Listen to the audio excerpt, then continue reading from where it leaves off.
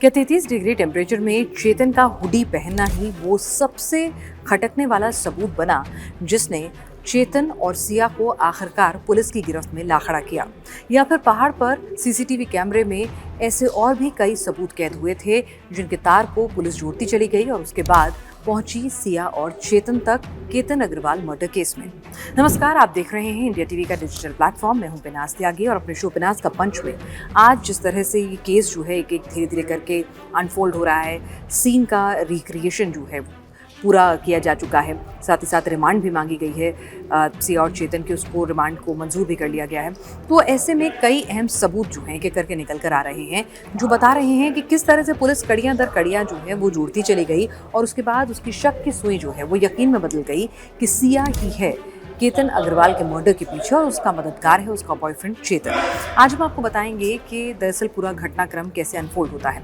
18 जून की सुबह सिया का बदहवास रोते हुए फ़ोन पहुंचता है कि चेतन जो है वो लोहागढ़ फोर्ट से इस तरह से फ़ोटो खिंचवाते वक्त नीचे गिर गया है, हादसा हो गया, एक्सीडेंट हो गया है।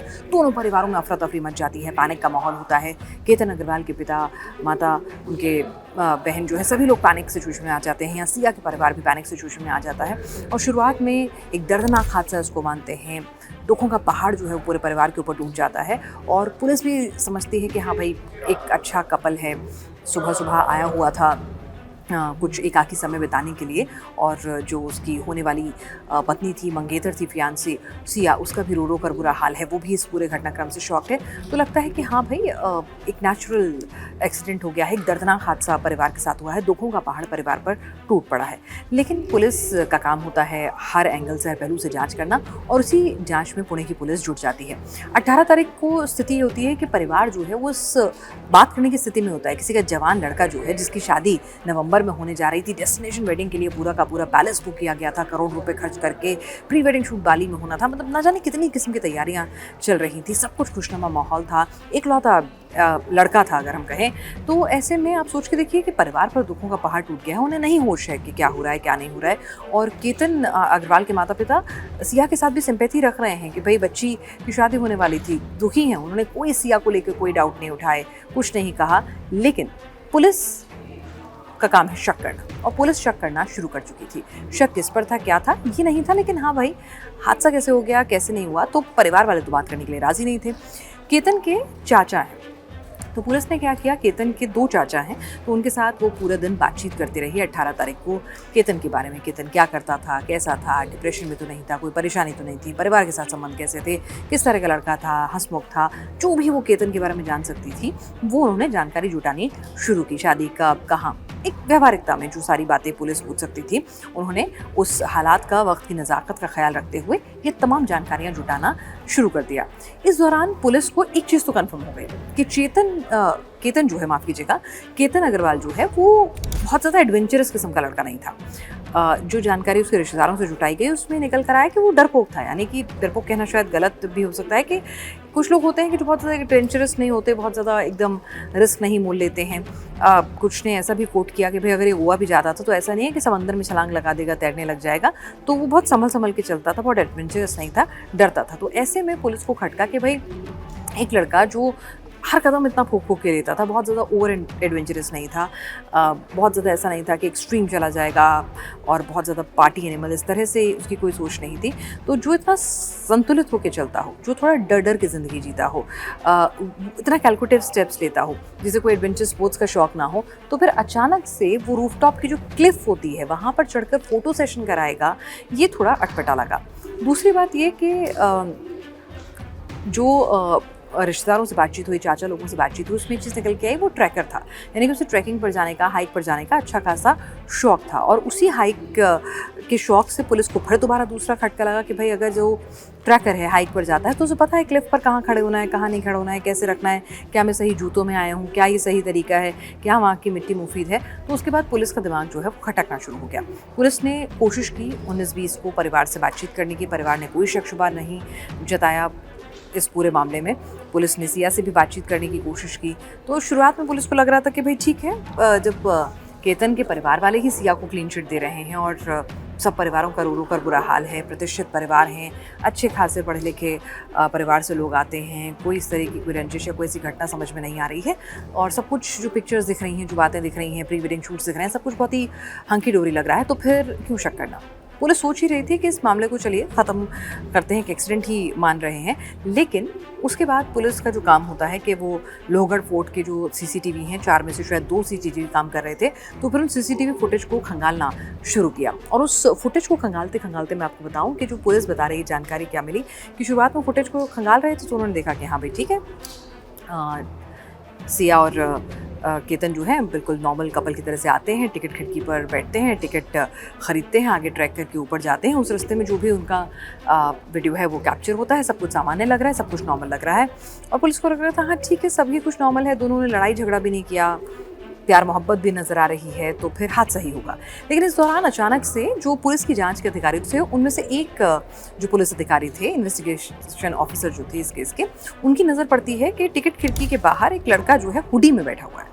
भाई 33 डिग्री सेल्सियस का टेम्परेचर है।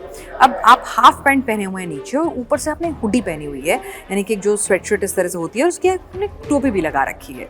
तो खटकता है उन्हें कि भाई ये जो लड़का है ये इतनी गर्मी में, नीचे तो उसने शॉर्ट्स पहने हैं और ऊपर से उसने हुडी लगा रखी है। ऐसा भी नहीं कि चलिए आपने स्वेटशर्ट पहन ही ली है, तो स्वेटशर्ट ऐसा भी नहीं है कि आपने नीचे गिरा रखा, उसका टोपा, आपने टोपी भी पहन रखी है, अपने आप को पूरी तरह से कवर कर रखा है। तो फिर सवाल यही उठता है कि भाई आखिर ये लड़का ऐसा क्यों बैठा हुआ है।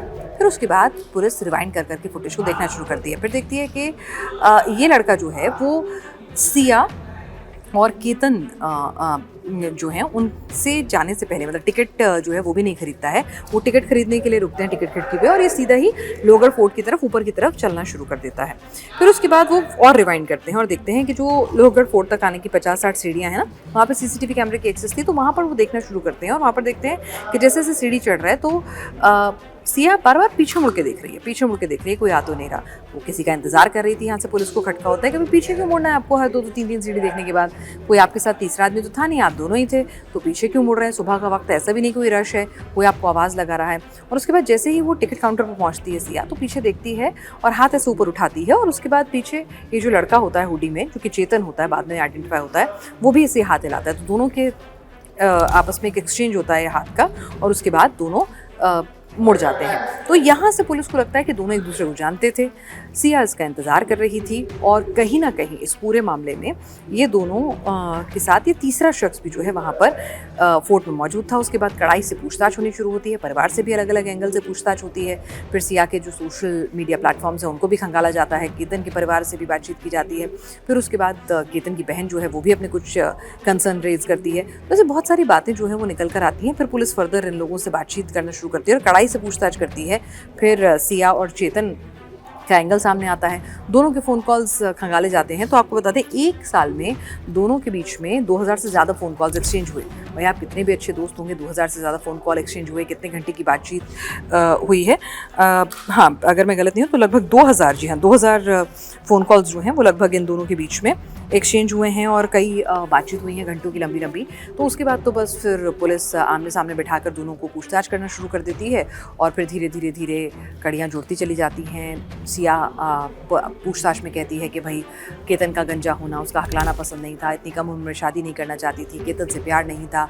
बहुत सारे एंगल निकल कर सामने आने लगते हैं, कैसे उसने वेडिंग शूट से बचने के लिए उसका पासपोर्ट है वही गायब कर दिया था। तो बहुत सारे एंगल्स जो हैं फिर उसके बाद जांच में आते हैं। परिवार भी फिर शक शुबा जताता है कि देखिए वीडियो सर्कुलेट होना शुरू हो जाते हैं जिसमें सिया और चेतन नज़र आ रहे हैं, उसका भाई भी नज़र आ रहा है। फिर भाई से पूछताछ होती है, परिवार वाले कहते हैं पार्टी नहीं करती थी, शराब नहीं पीती थी, फिर ऐसे ड्रिंक्स करते हुए सिया के वीडियोस भी सामने आ जाते हैं। तो फिर तो देखिए जब एक बार मामला आगे बढ़ता है, जांच आगे बढ़ती है, तो फिर धीरे धीरे सबूत भी जुटने लग जाते हैं, और लोगों के मन में जो सवाल पहले खटक रहे होते हैं, जिन्हें आप इग्नोर करते चलते हैं एक गुड फेथ में, फिर वो भी सवाल उभर कर सामने आने लगते हैं। केतन का परिवार भी अपने स्तर से जाँच करने लग जाता है, जो बिचौलिया फैमिली होती है उस पर भी दबाव बनाया जाता है। तो ऐसी बहुत सारी चीज़ें फिर निकल कर सामने आती हैं, और फिर एक एक करके कड़ियाँ जो हैं और जुड़ती चली जाती हैं। लेकिन जो ये पॉइंट्स मैंने आपको बताया, हुडी, 33 डिग्री का टेम्परेचर, दोनों के कुछ आपस में लुक्स एक्सचेंज, यहाँ से ये जो पूरा केस है किस तरह से क्रैकडाउन होता है, फिर तो उनकी पिछली कुंडली, कहाँ गए, उदयपुर गए, कैसे गए, कैफे में मिले, वो सारी फिर खंगालनी पुलिस ने शुरू कर दी है और अब लगातार जांच जो है इस मामले की जारी है और दोनों की रिमांड फिलहाल दी गई है पुलिस को। तो किस तरह से ये सबूत जो हैं वो सिया और चेतन तक पहुंचे हैं, ये हमने आपको बताने की कोशिश की। आज के लिए पिनास का पंच में इतना ही। आप हमारे चैनल को लाइक करना, सब्सक्राइब करना बिल्कुल ना भूलें।